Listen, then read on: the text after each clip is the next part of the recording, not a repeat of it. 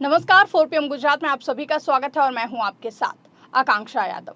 दोस्तों, गुजरात हाईकोर्ट ने पूर्व भारतीय क्रिकेटर और तृणमूल कांग्रेस के सांसद यूसुफ पठान को वडोदरा में विवादित प्लॉट पर अपनी दावेदारी साबित करने के लिए 4 हफ्ते का समय दिया है।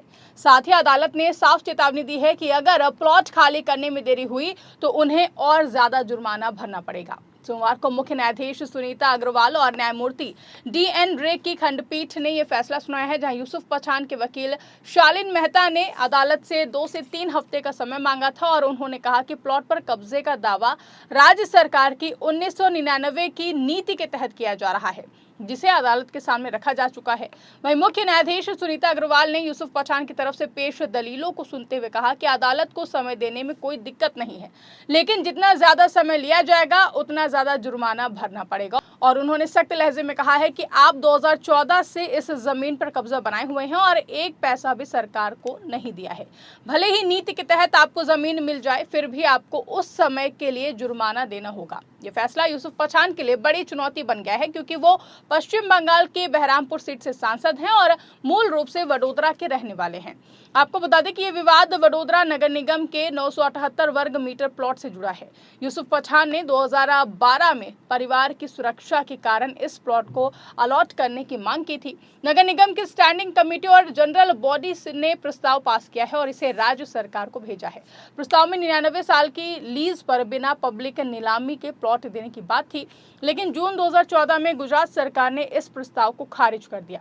सरकार ने साफ कहा कि बिना सार्वजनिक नीलामी के ऐसा नहीं हो सकता है। इसके बावजूद यूसुफ पठान ने प्लॉट पर कब्जा बनाए रखा, दीवार खड़ी की और कुछ निर्माण कार्य भी किया।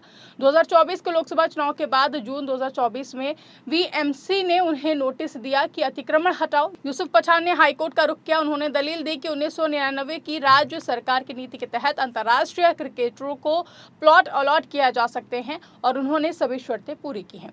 वहीं अगस्त 2025 में सिंगल जज ने यूसुफ पठान को अतिक्रमणकारी घोषित कर दिया। अब डिवीजन बेंच यानी कि मुख्य न्यायाधीश सुनीता अग्रवाल और जस्टिस DN रे ने सख्त रुख अपनाया है। कोर्ट ने पूछा कि जरूरी अलॉटमेंट प्रक्रिया पूरी किए बिना उन्होंने सरकारी जमीन का कब्जा कैसे ले लिया। मुख्य न्यायाधीश सुनीता अग्रवाल ने यूसुफ पठान की तरफ से पेश वकील शालीन मेहता की दलीलों को सुनते हुए कहा कि आप पहले ही एक अदालत में मुकदमा हार चुके हैं। उन्होंने चेतावनी देते हुए कहा है कि समय लेने पर जुर्माना बढ़ेगा। कोर्ट ने साफ कहा कि सेलिब्रिटी होने का मतलब ये नहीं है कि कानून से ऊपर हैं। समाज को गलत संदेश हो जाता है। शालीन मेहता ने कोर्ट से कहा है कि 1999 की नीति के तहत अन्य क्रिकेटरों को भी प्लॉट मिले हैं। उन्होंने उम्मीद जताई है कि इस नीति के तहत यूसुफ पठान को जमीन मिल जाएगी। वहीं आपको बता दें कि कोर्ट ने समय तो दे दिया है, लेकिन जुर्माने की चेतावनी जरूरी है। यूसुफ पठान वडोदरा के रहने वाले हैं। उनके भाई इरफान पठान भी मशहूर क्रिकेटर हैं। यूसुफ ने भारत के लिए कई यादगार पारियां खेली हैं। 2011 विश्व कप फाइनल में उनकी उपयोगी पारी आज भी याद की जाती है। क्रिकेट छोड़ने के बाद वो राजनीति में आए, तृणमूल कांग्रेस में शामिल होकर बहरामपुर से चुनाव लड़े और जीते। वडोदरा में उनका परिवार रहता है। विवादित प्लॉट उनके परिवार के बंगले के बगल में है, जहां पठान ने परिवार की सुरक्षा के कारण प्लॉट की मांग की थी, लेकिन कोर्ट ने कानूनी प्रक्रिया का पालन न करने पर सवाल उठाए हैं। आपको बता दें कि ये मामला ऐसे समय में सामने आया है जब पश्चिम बंगाल में TMC सांसदों में टूट की खबरें लगातार चल रही हैं। महुआ मोइत्रा और कल्याण बनर्जी जैसे नेताओं ने यूसुफ पठान का नाम बागी गुट में लिया था। अब कानूनी मुश्किलें पठान के लिए और भी ज्यादा परेशानी बढ़ा रही हैं। हाईकोर्ट की टिप्पणी बहुत ही महत्वपूर्ण है। कोर्ट ने कहा है कि लंबे समय तक कब्जा रखने से कानूनी अधिकार नहीं मिल जाता है। सरकारी जमीन का उपयोग बिना प्रक्रिया के नहीं हो सकता है। यूसुफ पठान की तरफ से बाजार मूल्य चुकाने की पेशकश की गई, लेकिन कोर्ट ने इससे भी पर्याप्त नहीं माना है।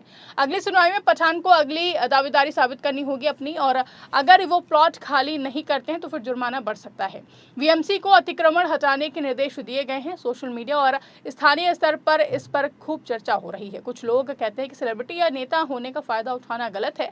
दूसरे पक्ष में यूसुफ के समर्थक कहते हैं कि परिवार की सुरक्षा के लिए प्लॉट चाहिए था और प्रक्रिया में देरी हुई है, लेकिन ज्यादातर राय कानून का पालन कर रही हैं। वहीं पश्चिम बंगाल में TMC लंबे समय से सत्ता में रही, लेकिन हाल के चुनावों में भाजपा ने मजबूत चुनौती दी है। सांसदों के बीच असंतोष बढ़ा है।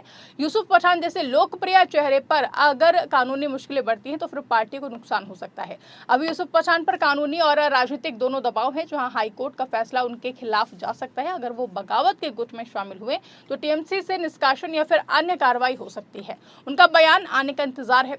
वही वडोदरा का ये plot TP scheme number 22 final plot number 90 है। 1978 वर्ग मीटर जमीन पर यूसुफ का परिवार बंगला बनाकर रह रहा है। विवाद 2012 से चला आ रहा है। 2014 में सरकार ने प्रस्ताव खारिज किया, फिर भी कब्जा जारी रहा। 2024 में चुनाव जीतने के बाद नोटिस आया। क्रिकेटर से सांसद बनने की कहानी प्रेरणादायक है, लेकिन कानूनी उलझन ने इसे नया मोड़ दे दिया है। 1999 की नीति के तहत क्रिकेटरों को सुविधा, परिवार सुरक्षा, बाजार मूल्य चुकाने को तैयार। कोर्ट और वीएमसी की तरफ से कोई भी आधिकारिक अलॉटमेंट नहीं, बिना नीलामी के नहीं हो सकता है, अतिक्रमण है।